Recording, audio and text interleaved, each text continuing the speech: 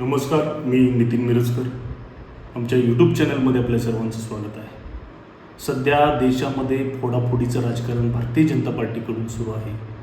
आधी आम आदमी पार्टीचे राज्यसभेचे खासदार फोडले, त्यानंतर तृणमूल काँग्रेसचे लोकसभेचे खासदार फोडले आणि आता कालच शिवसेना उद्धव बाळासाहेब ठाकरे पक्षाचे 6 लोकसभेचे खासदार फोडून भारतीय जनता पार्टी एक खूपच नीच स्तरीय असं काम करत आहे. आत्तापर्यंत राजकारणातला स्तर कुणीही अशा प्रकारे बघितला नव्हता. 100 कोटीला खासदार फुटतानाच समोर बातमी येत आहे. राघव चड्डा जे आम आदमी पार्टीचे नेते होते, जनतेतून निवडून यायची त्यांची लायकी नसताना आम आदमी पार्टीचे संस्थापक अध्यक्ष अरविंद केजरीवाल यांनी राज्यसभेत खासदार केले. अशा लोकांनी गद्दारी करून राज्यसभेतील आम आदमी पार्टीचे खासदार 2/3 मेजॉरिटीने फोडून वेगळा गट निर्माण केला. बंगालची निवडणूक तुम्ही EVM SIRच्या माध्यमातून 90 लाख मतदार कमी करून सेंट्रल गव्हर्नमेंटची जी गव्हर्नमेंट मशिनरी आहे त्याचा मिसयूज करून तुम्ही निवडणूक जिंकली. एवढ्यावर समाधान न मानता त्यांचे खासदारसुद्धा 20 खासदार तुम्ही TMCचे फोडला. आणि ती खासदार कोणत्या पक्षात सामील झाले? National citizens party of India. म्हणजे त्यांचा साधा एक आमदारही नाही, एक नगरसेवक देखील नाही, अशा पार्टीत त्यांना सामील तुम्ही करून ज्या ममता बॅनर्जीनं आपले हयात अख्खी घालवून पक्ष तृणमूल काँग्रेस हा उभा केला होता, तोच त्यांचा पक्ष संपवण्याचं काम केलं.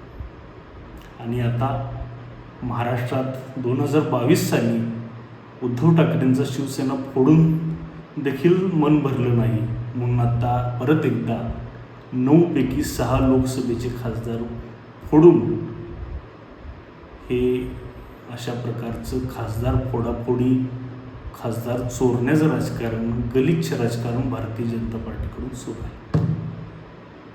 आता हे राजकारण भारतीय जनता पार्टीकडून का सुरू आहे याची माहिती आपणास असणं गरजेचं आहे. कारण की गेल्या काही महिन्यांपूर्वी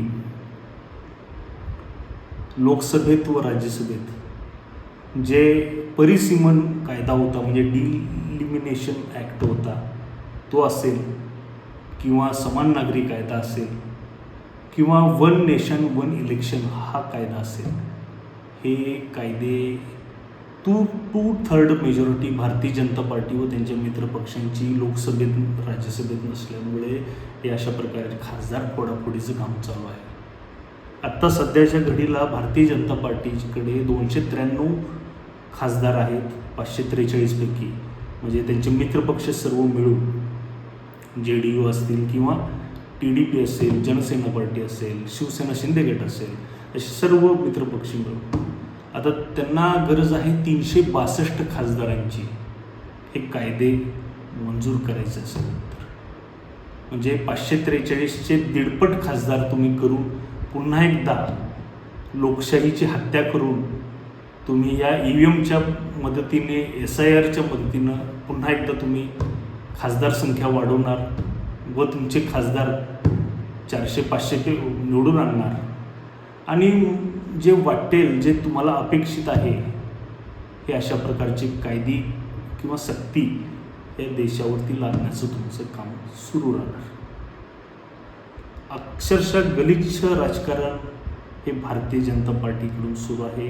भारतीय जनता पार्टीचे जे कोर वोटर असतील किंवा कोर कार्यकर्ते असतील, ह्यांना देखील हे पटत नसेल, त्यांना देखील लाज वाटत असेल. हे अशा प्रकारचं कृत्य हे अमित शहा असतील, नरेंद्र मोदी यांच्याकडून सुरू आहे. मास्टर माइंड अमित शहाच आहेत यामागचे, कारण त्यांना हे सगळे कायदे गृहमंत्री या नात्यानं इम्प्लिमेंट करायचे, लोकसभेत राज्यसभेत पास करायचे. व गोदी मीडिया जी विकलेली मीडिया आहे, साधी त्यांना म्हणजे भारतीय जनता पार्टीनं जे खासदार फोडले, चोरले, त्यांना शिव्या घालायच्या ऐवजी त्यांचं गोड कौतुक करत आहे. म्हणजे किती कळस भ्रष्टाचाराचा व या प्रोपोगंडाचा देशात सुरू आहे, अराजकता देशात वाढलेली आहे. म्हणजे तुम्ही 18-20 लाख मतदारांच्यातून निवडून येणार एका पक्षाच्या चिन्हावरती व विकास कामं होत नाहीत असं एक कोणतं तरी कारण सांगायचं व 50-100 कोटीला तुम्ही भारतीय जनता पार्टीसारख्या भांडवलदारशाही असलेल्या पक्षांना विकले जायचं, हे जनतेची क्रूर अशी थट्टा लावलेली आहे. जनता याला उत्तर 2029च्या लोकसभेत देणार 100%. जेवढे पण खासदार फुटलेले आहेत त्यांना मतदारसंघात फिरणं मुश्किल होणार आहे. कारण की 6-7 लाख मतं तुम्हाला मिळून तुम्ही निवडून आलेला आहात व त्या 6-7 लाख मतदारांना तुम्हाला आता परत तोंड दाखवायचं आहे. त्यामुळं जी अराजकता भारतीय जनता पार्टीनं उच्छाद असा मांडलेला आहे. आणि अजून एक शेवटचा मुद्दा, हे जे सर्व फुटलेले खासदार आहेत यांना वाय दर्जाची सुरक्षा सुद्धा त्यांनी मागितली आहे व ती देखील आता सरकारनं देऊ केलेली आहे.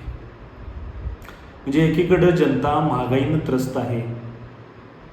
महिन्याभरात 4-4 वेळा पेट्रोल डिझेलचे दाम वाढलेले आहेत. CNG गॅस 60वरून 100 पार झाला. घरगुती LPG गॅस 900वरून 1000 पार झाला. आणि तरी देखील या सरकारला सामान्य जनतेचं काही देणं घेणं नाही. 100 कोटीला तुम्ही 40-45 खासदार फोडला. म्हणजे 4 ते 5 हजार कोटी रुपये तुम्ही खासदार फोडण्यात खर्च केला या 2 महिन्यात.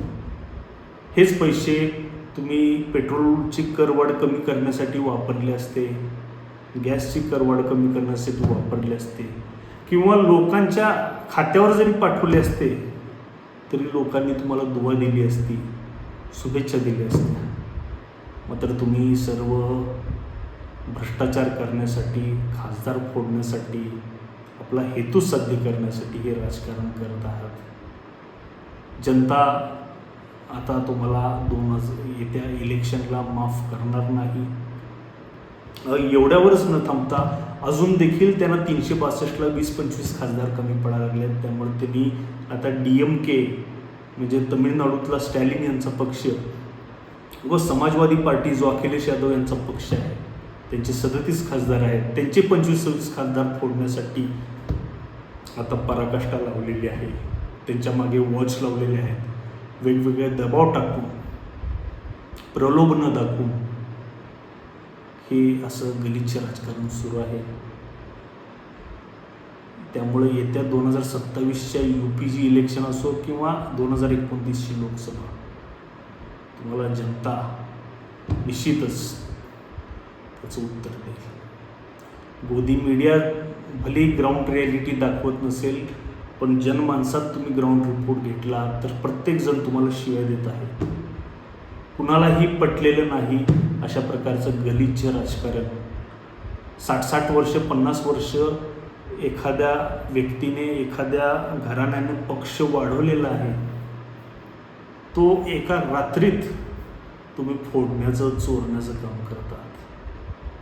त्यामुळं तुमचं हे राजकारण तुम्हाला लखलाप व येत्या काळात जनतेने देखील आता शहाणं होऊन हे अशा फुटीर गद्दार खासदारांना व हे खासदार फोडण्यासाठी जे आहेत त्यांचे पाठीमागं मास्टर माइंड यांना जागा दाखवावी, एवढीच विनंती मी या व्हिडिओच्या माध्यमातून करतो.